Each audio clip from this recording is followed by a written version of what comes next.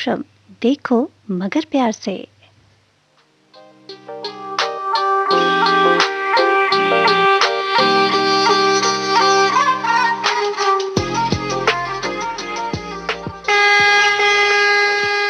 देखो मगर प्यार से।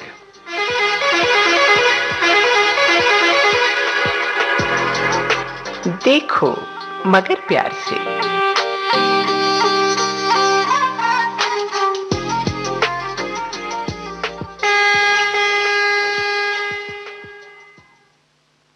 न चांद चाहिए न फलक चाहिए, मुझे बस तेरी एक झलक चाहिए। जी हाँ, बिल्कुल वैसे ही जैसे हमें सिर्फ अपने उन श्रोताओं की कॉल चाहिए जो हमारे ड्राइवर चालक साथी हैं, जो वाहन चालक हैं।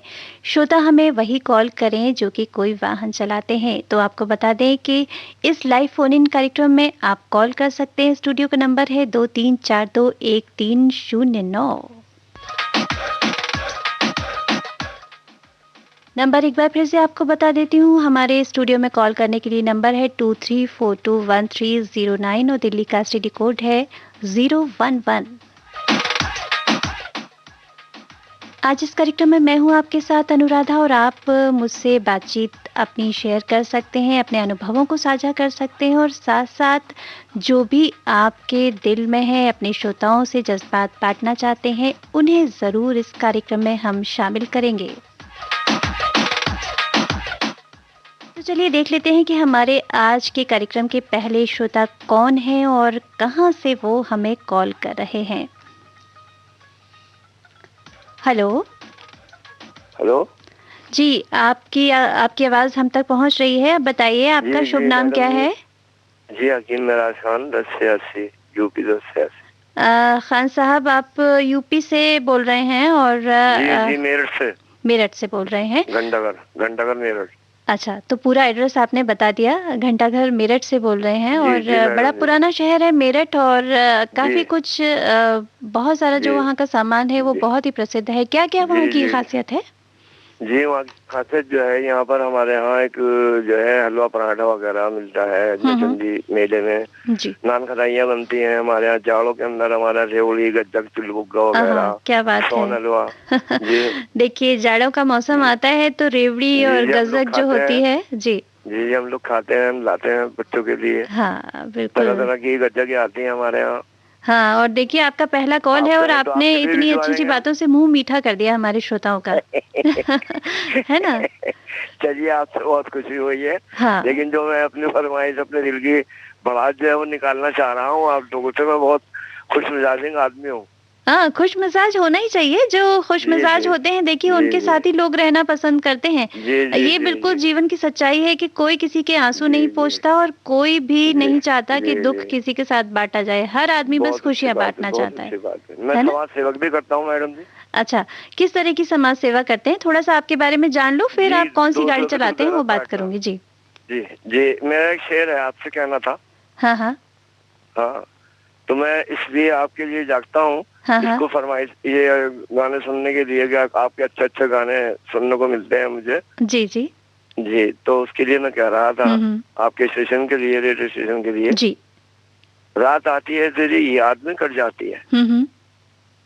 रात आती है तेरी याद में कट जाती है जी। आँख रह रह के सितारों से टकराती है। क्या बात। कितना बदनाम हो गया हूँ मैं, कितना बदनाम हो गया हूँ मैं। जी। नींद मेरे घर आती शर्माती है। क्या बात है।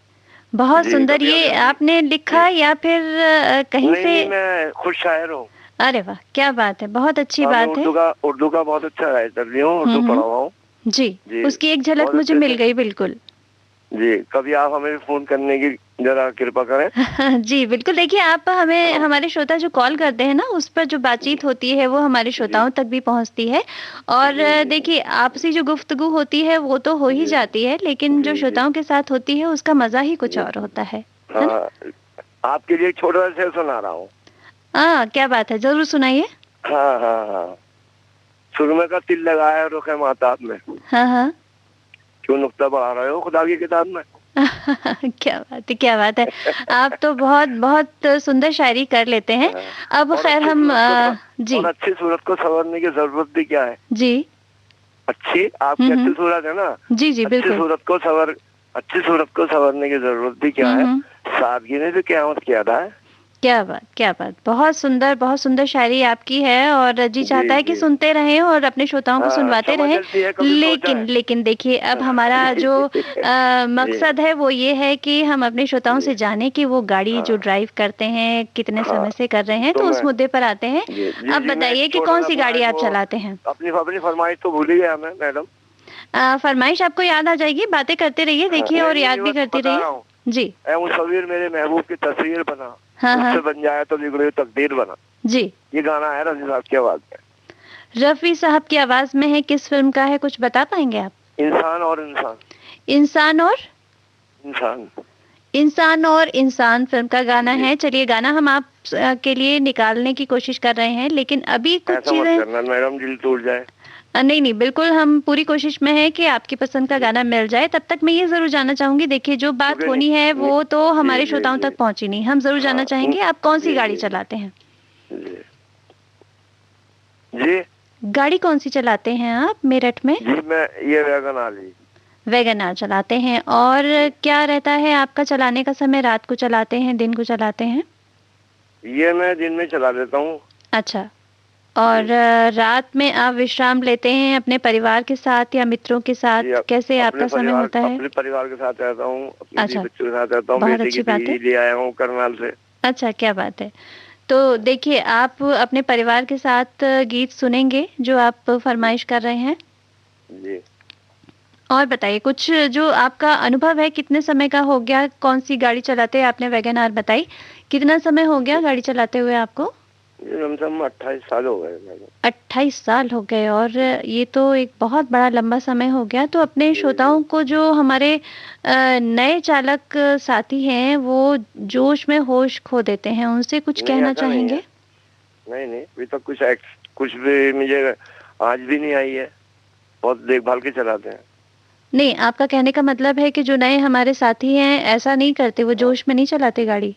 हाँ, वो जोश में, नए लड़के होते हैं वो जोश में चलाते हैं, अंधे हो जाते हैं, आपके पता डाल लेते हैं, वो लोग गलत करते हैं वो। तो कुछ संदेश देना चाहेंगे? आपका तो अनुभव बहुत हो गया, लंबा अनुभव है आपका। जी जी जी जी। तो मैं ये कहना चाहूंगा आज के नए लड़कों के लिए कि देखभाल के चलाएं, अपना ख्याल रखें जी, अपने हाथ पैरों को बचाकर चलें, अपने माँ बापों का ख्याल रखें, घर परिवार का ख्याल रखें। जी जी बिल्कुल, बहुत जरूरी है ये चीजें तो लाइफ में, है ना? बहुत जरूरी है। बहुत अच्छा लग रहा है आपसे बात करके। और कुछ कहना चाहेंगे अपने श्रोताओं से आप? जी मैं अपने श्रोताओं से यही कहना चाहूंगा, एक तो मैं हकीम भी हूँ थोड़ा। हाँ, मैंने RCI रिसर्च की है जी, अलीगढ़ यूनिवर्सिटी से, उर्दू से। हाँ, लोगों के इलाज भी करता हूँ मैं। क्या बात है। जी, तो मैं अपने श्रोता से ही कहना चाहता हूँ और आप सभी परिवार से भी कहना चाहता हूँ और रेडियो स्टेशन वालों से भी कहना चाहता हूँ कि बैक्टीरिया और वायरस मारने के लिए हमारा शुद्ध गंधक को पानी में आप डाल दीजिए जी, उससे बैक्टीरिया मरेगा, वायरस मरेगा, बीमारी नहीं आएंगी, खारिज खुजली वगैरह नहीं पैदा होने की। और 80 बीमारियों के लिए फायदेमंद, नेट पर निकाल के देख लीजिए आप। जी जी। और एक कलौंजी है जिससे मौत का इलाज नहीं है, हर मर्ज का इलाज है, उसे आप खाते रहे, कोई बीमारी पास नहीं आएगी, शुगर भी नहीं बनने देने की। क्या बात है, आपने तो बहुत सारी चीजें बता दी।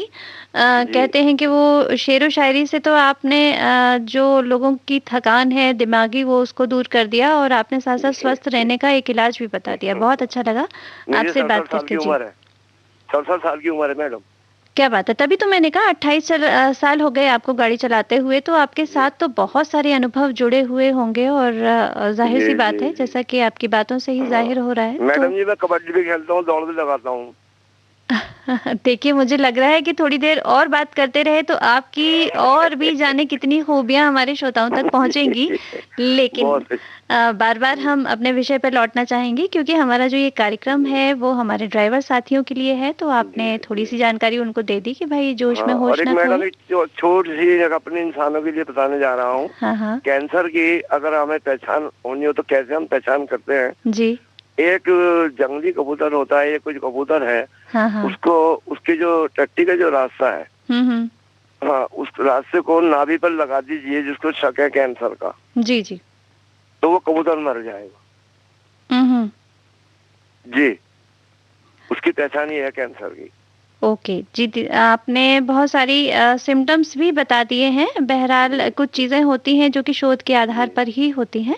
ठीक है, तो अधिकारी जो है मुझे इज्जत देते हैं, डीएम वगैरह, कमिश्नर वगैरह। जी जी जी, बिल्कुल। यहाँ के विधायक और आपके सांसद वगैरह बहुत इज्जत देते हैं। चलिए, अब हम आप तक पहुंचा रहे हैं आपके लिए एक बहुत ही प्यारा सा गीत, लीजिए सुनिए। जी जी, थैंक यू जी, बहुत बहुत धन्यवाद।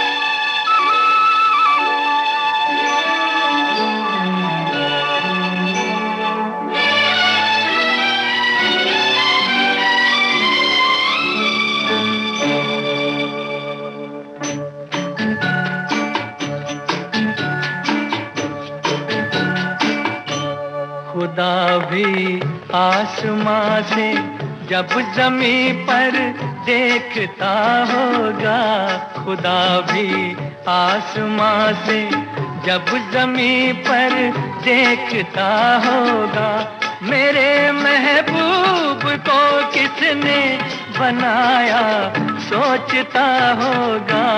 खुदा भी आसमां से जब ज़मीं पर देखता होगा, मेरे महबूब को किसने बनाया सोचता होगा।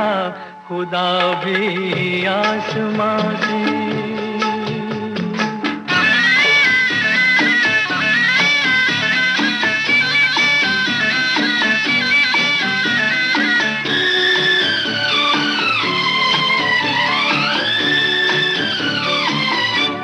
मुसव्विर खुद परेशान है कि ये तस्वीर किसकी है। बनोगी जिसकी तुम ऐसी हंसी तकदीर किसकी है। कभी वो जल रहा होगा, कभी खुश हो रहा होगा। खुदा भी आसमां से जब ज़मीं पर देखता होगा, मेरे महबूब को किसने बनाया सोचता होगा। खुदा भी आसमां से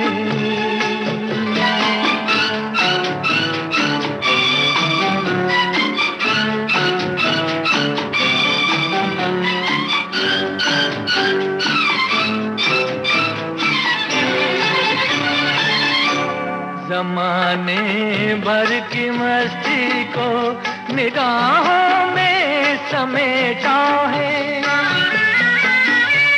कली से जिस्म को कितनी बहारों में लपेटा है। हुआ तुम सा कोई पहले न कोई दूसरा होगा। खुदा भी आसमां से जब ज़मीं पर देखता होगा, मेरे महबूब को किसने बनाया सोचता होगा। खुदा भी आसमां से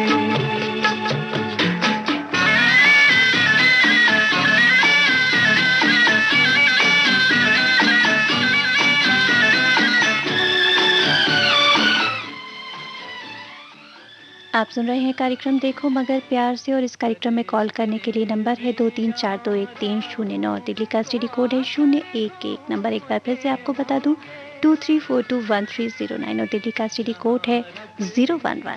तुम पाओ जगे वो चूमते होंगे, किसी के दिल पे क्या गुजरी ये वो ही जानता होगा।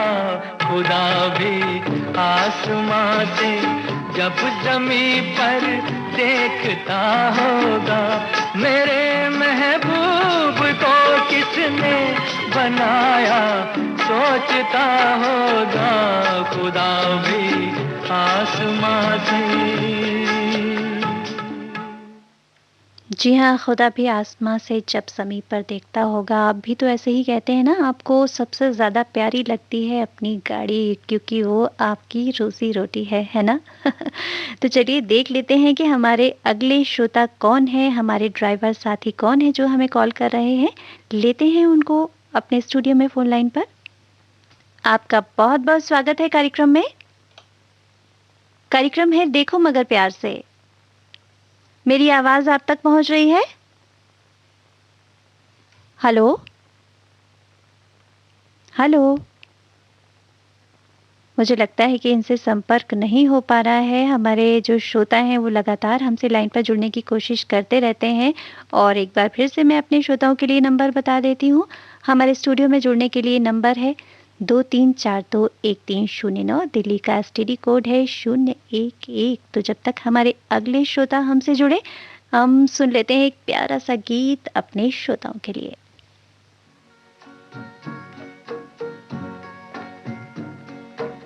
दिल में किसी के प्यार का जलता हुआ दिया, दुनिया की आंधियों से भला ये बुझेगा क्या।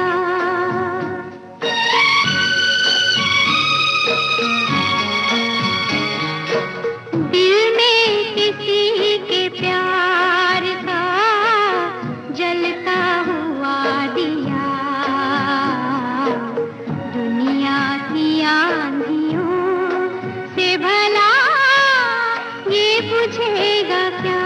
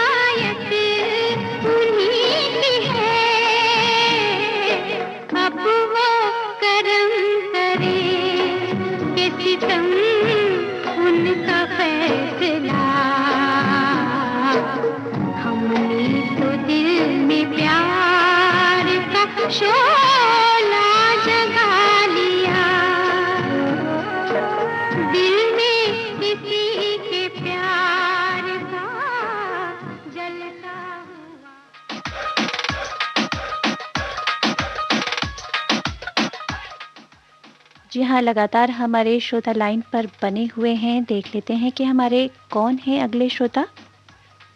हेलो? हेलो जी, हमारी आवाज़ आप तक पहुंच रही है तो अपना शुभ नाम बता दें।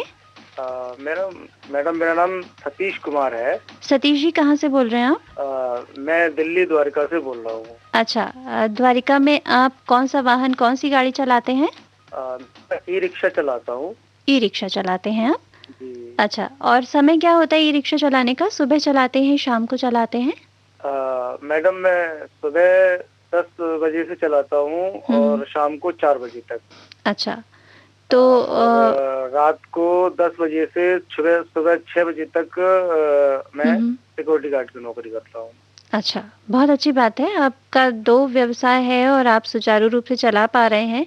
तो विश्राम का समय कब मिलता है? कैसे विश्राम करते हैं? क्योंकि रात की नींद तो बहुत ज़रूरी होती है।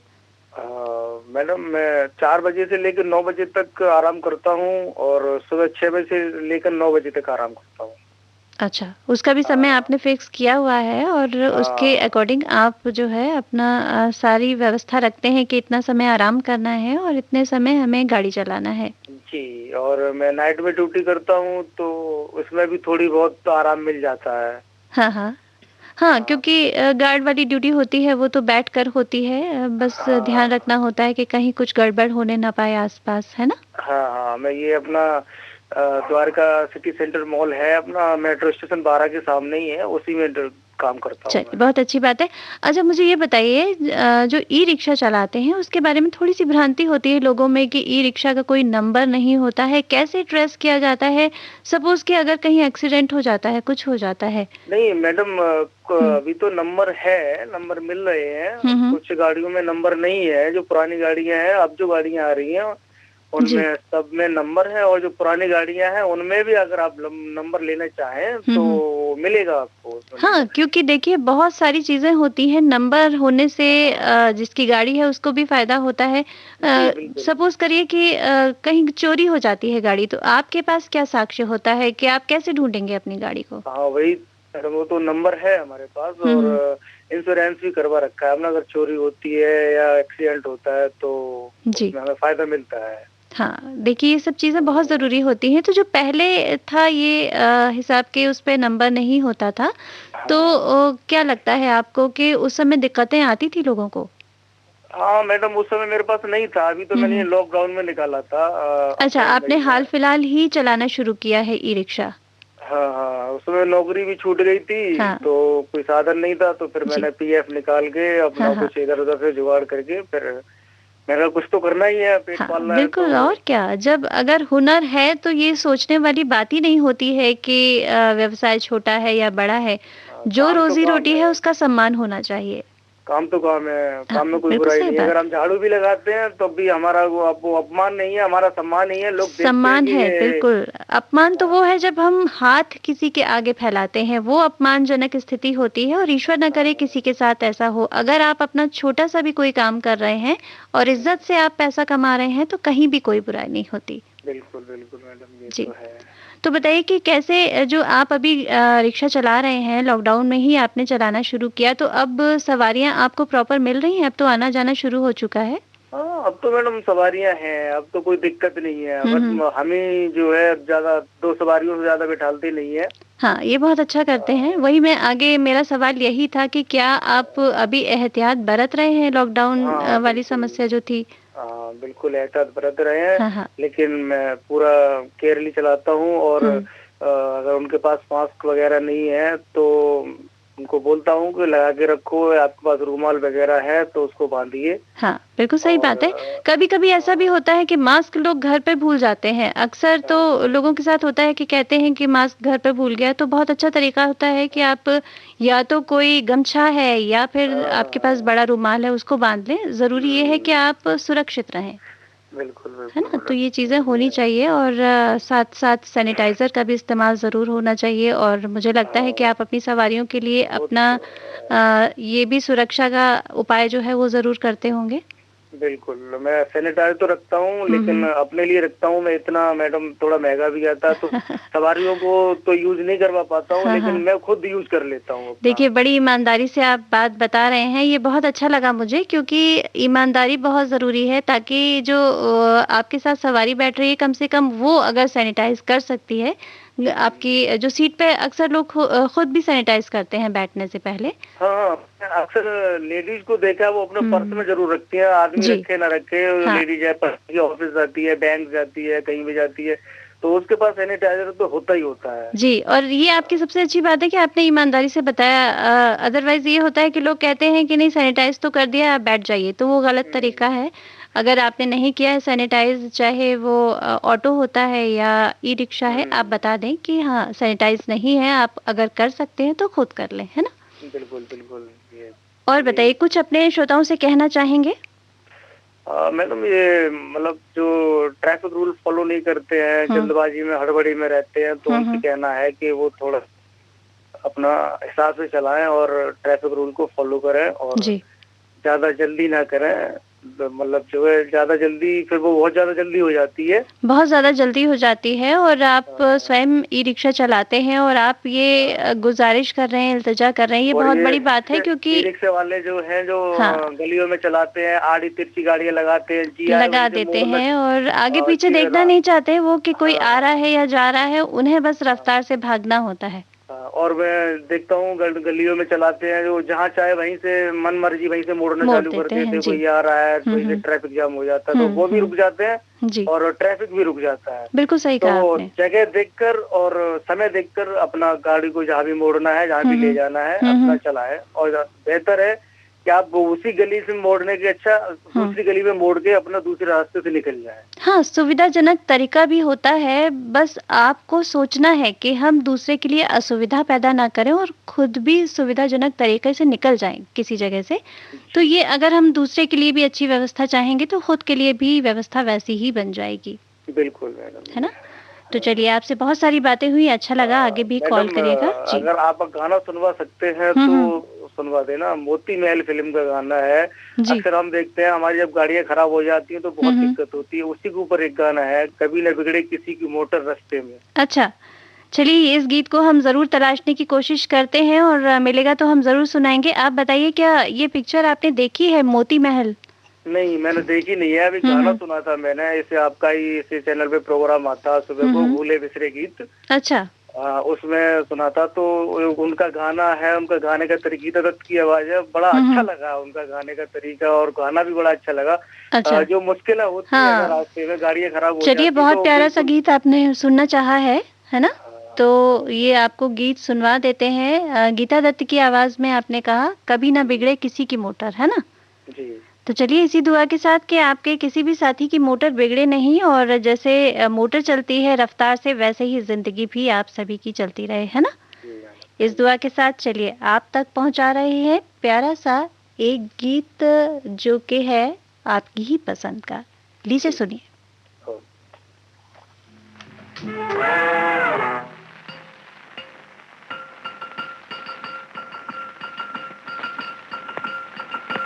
कभी न बिगड़े किसी की मोटर रास्ते में, कभी न बिगड़े किसी की मोटर रास्ते में, खड़े रहो बस बेबस होकर रास्ते में, कभी न बिगड़े किसी की मोटर रास्ते में।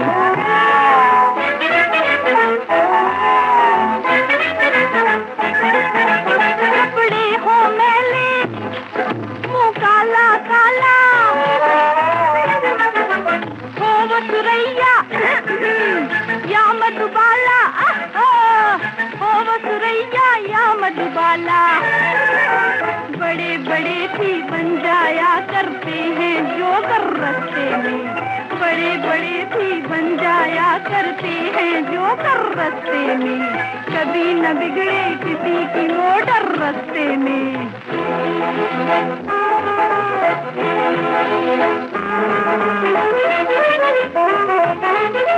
बार बार हैंडल को घुमाया, धक्के दे दे, सर चकराया, धक्के दे दे, सर चकराया, निकल गया है अपना तो हाय रे कचूमर रास्ते में, निकल गया है अपना तो हाय रे कचूमर रास्ते में, कभी न बिगड़े किसी की मोटर रास्ते में है।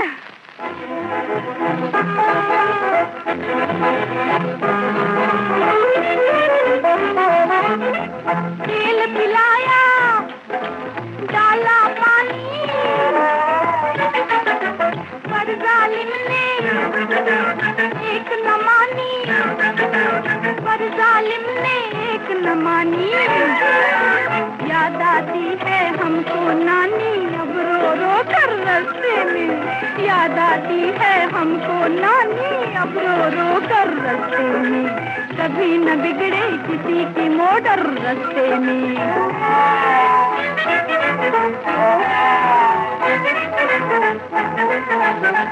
सच कहती है दुनिया सारी, चलती का ही नाम है गाड़ी, चलती का ही नाम है गाड़ी।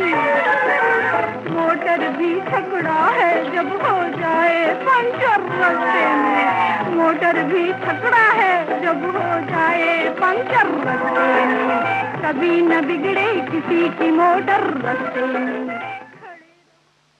जी हाँ, बहुत ही सुंदर गीत था, कभी न बिगड़े किसी की मोटर रास्ते में। और आप सभी सुचारू रूप से चलते रहें और पूरी रफ्तार के साथ चलते रहें, लेकिन जो हमारे श्रोता हमें कॉल कर रहे हैं और अगर वो रास्ते में हैं तो गाड़ी रोक कर और इत्मीनान से बात करें, है ना? तो देख लेते हैं हमारे श्रोता कौन है अगले।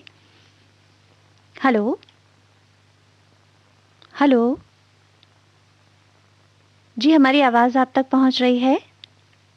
मुझे लगता है कि इनसे संपर्क नहीं हो पा रहा है। हमारे कौन से अगले कॉलर हैं उनसे बातचीत हम ज़रूर करेंगे और उनकी बात भी जानेंगे, लेकिन थोड़ी सी प्रतीक्षा करनी होगी अगले कॉलर के लिए।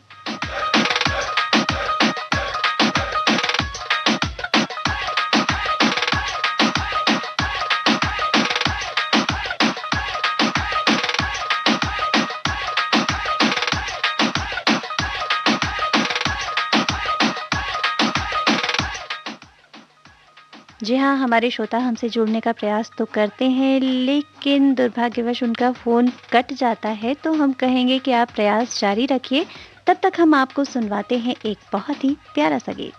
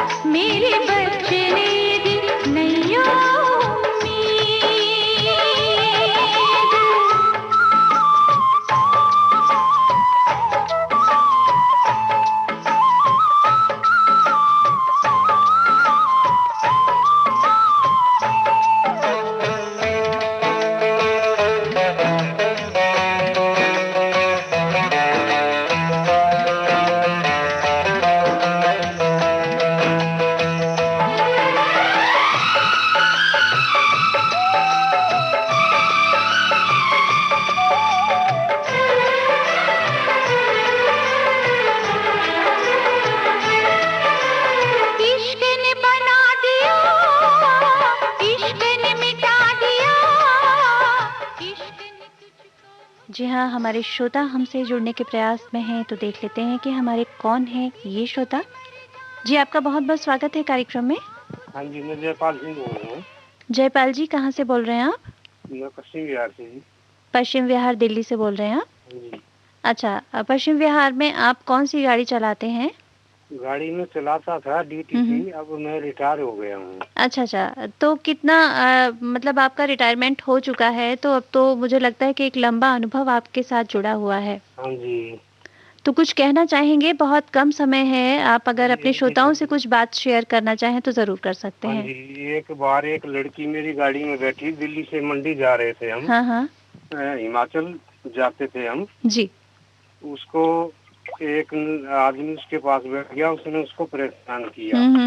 उसने कंडक्टर को बताया जी, कंडक्टर ने मुझे बताया, तो उसको मैंने सेफ मंडी पहुंचाया जी। अच्छा, ये तो बहुत अच्छा किया आपने। वो मिली तो बोली मैंने आपको भाई बनाना है। अच्छा। उसकी और एक उसकी सहेली की शर्त लगी थी। हाँ। बोली ड्राइवर किसी के भाई नहीं बनते, यार बनते हैं। जी, लेकिन आपने ये जो भ्रम है वो तोड़ा उसका, है ना? हाँ जी। तो वो बोली कि मैंने उसका भ्रम तोड़ना है, आप मेरे भाई बनो। तो मैं उसका भाई बना और वो मेरे घर आई, अब भी मैं उसके घर आता जाता हूँ। क्या बात है, बहुत अच्छी बात है। देखिए, कुछ रिश्ते अपने आप जुड़ जाते हैं जबकि पूरी ईमानदारी होती है रिश्तों में। बिल्कुल। तो ये तो जी, इतनी अच्छी मेरी सिस्टर है वो, बस के बस पूछो मत, भैया दूज को भी टीका भेजती है। क्या बात है। देखिए, कभी कभी खून के रिश्ते उतने सार्थक नहीं होते, कभी कभी ऐसे ही जो ईश्वर दे देता है हमें इत्तेफाक से रिश्ते, वो जरूर काम करते हैं जीवन में, है ना?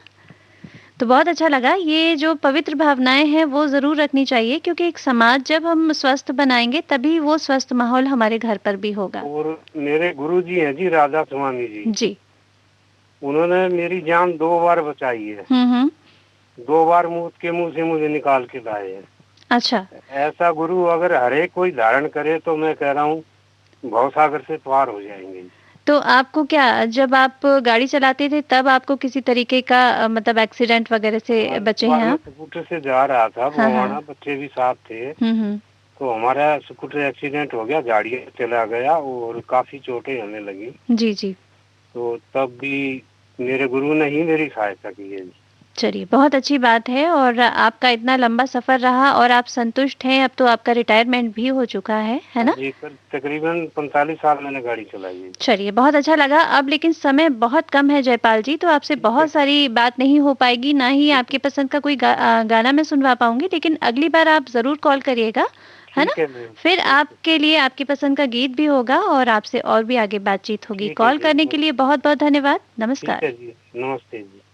श्रोताओं, इस बातचीत के साथ ही अब आज का देखो मगर प्यार से कार्यक्रम समाप्त करने की अनुराधा को दीजिए अनुमति। नमस्कार।